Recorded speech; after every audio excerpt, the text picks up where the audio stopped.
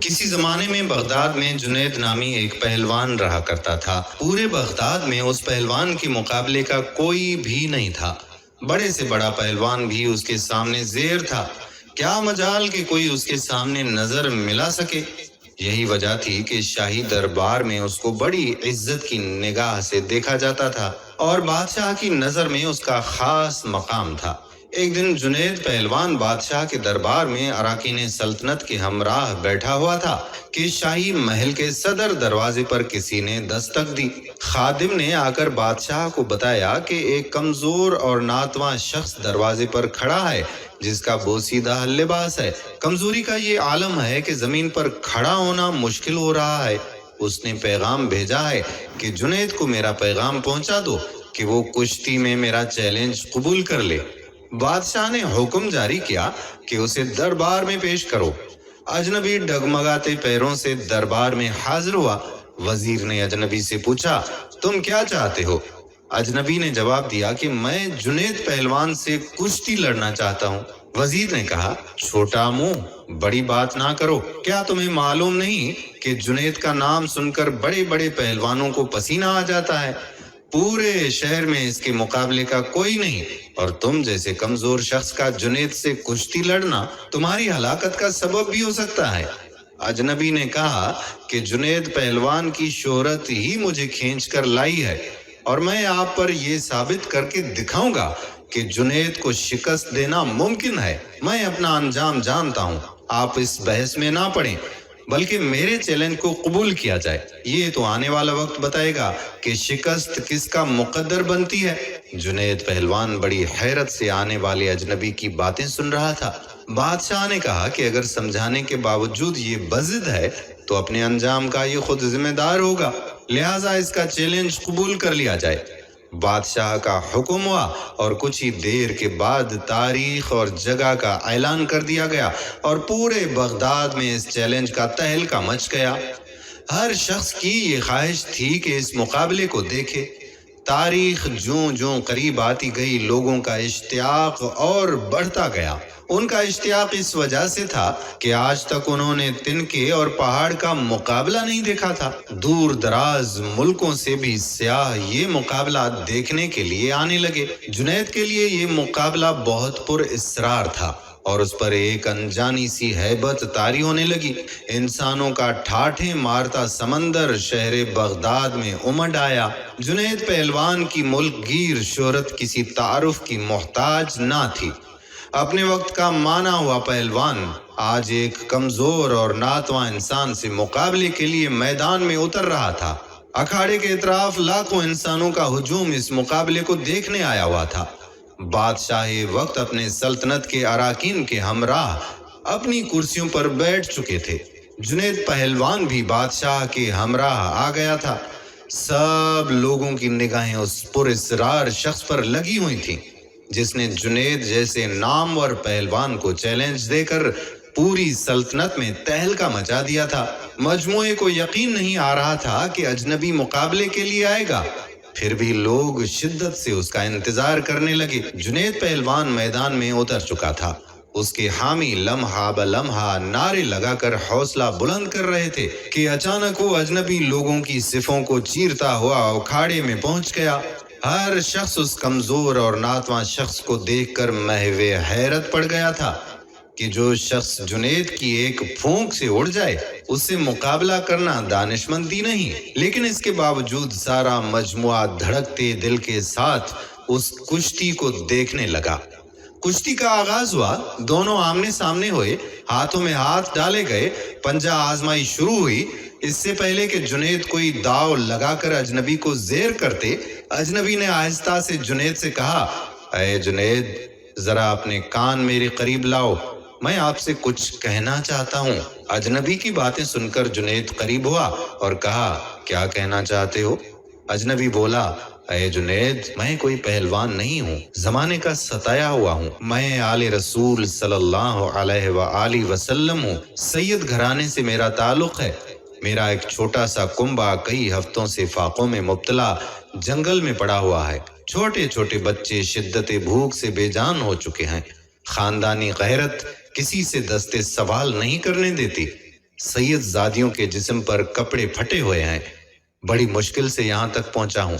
मैंने इस उम्मीद पर तुम्हें कुश्ती का चैलेंज दिया कि तुम्हें घराने से अकीदत है। आज खानदान नबूवत सल्लल्लाहु अलैहि वसल्लम की लाज रख लीजिए। मैं वादा करता हूँ कि आज अगर तुमने मेरी लाज रखी तो कल मैदान महशर में अपने नाना जान से अर्ज करके फतेह व कामरानी का ताज तुम्हारे सर पर रखवाऊंगा। तुम्हारी मुल्क गिर शोहरत और एजाज की एक कुर्बानी खानदान नबूवत के सूखे हुए चेहरों की शादाबी के लिए काफी होगी। तुम्हारी ये कुर्बानी कभी भी जाया नहीं होने दी जाएगी। अजनबी शख्स के ये चंद जुमले जुनैद पहलवान के जिगर में उतर गए। उसका दिल घायल और आंखें अश्कबार हो गईं। सैयदजादे की इस पेशकश को फौरन कबूल कर लिया और अपनी आलमगीर शोहरत, इज्जत व अजमत आले रसूल सल्लल्लाहु अलैहि वसल्लम पर कुर्बान करने में एक लम्हे की ताखीर ना की। फौरन फैसला कर लिया कि इससे बढ़कर मेरी इज्जत और नामूस का और कौन सा मौका हो सकता है कि दुनिया की इस महदूद इज्जत को खानदान नबूवत की उड़ती हुई खाक पर कुर्बान कर दूं।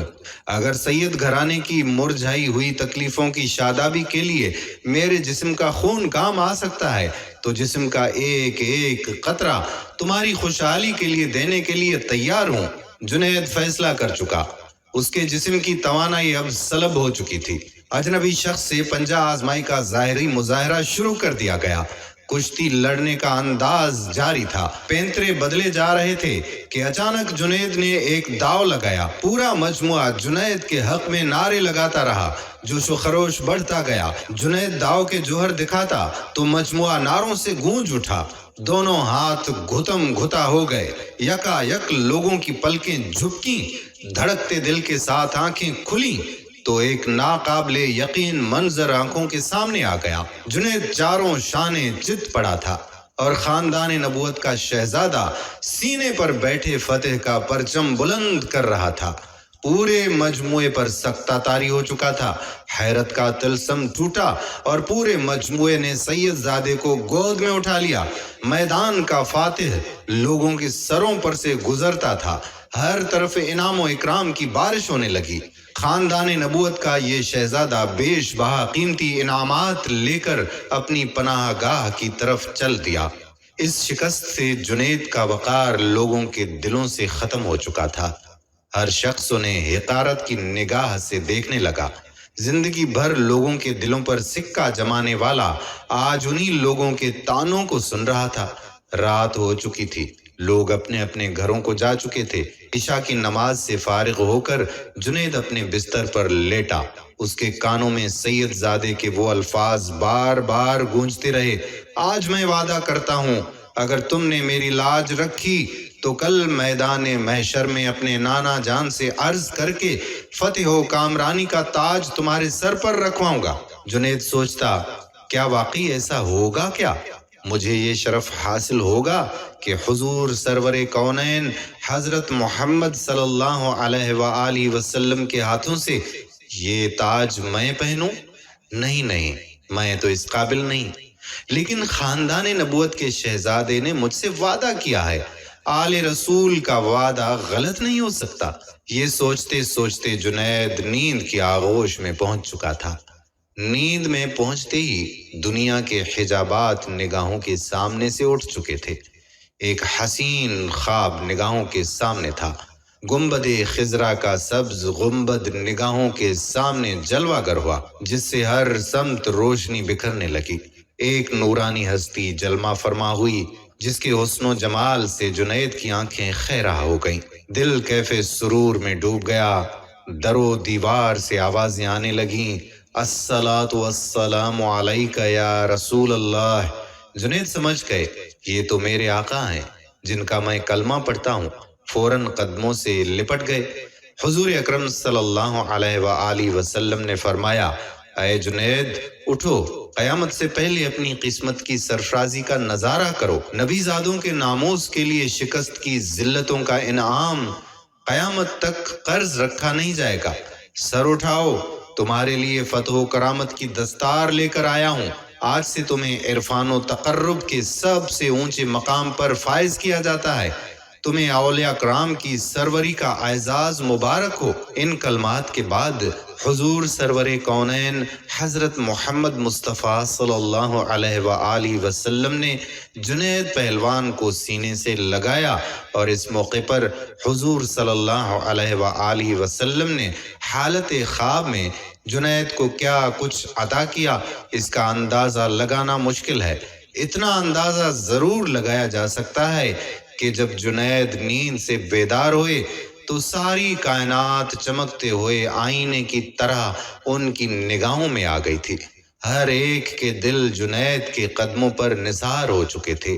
बादशाह वक्त ने अपना कीमती ताज सर से उतार कर उनके कदमों में रख दिया था। बगदाद का ये पहलवान आज सैयदना हजरत जुनैद बगदादी रहमतुल्लाह अलैह के नाम से सारे आलम में मशहूर हो चुका था।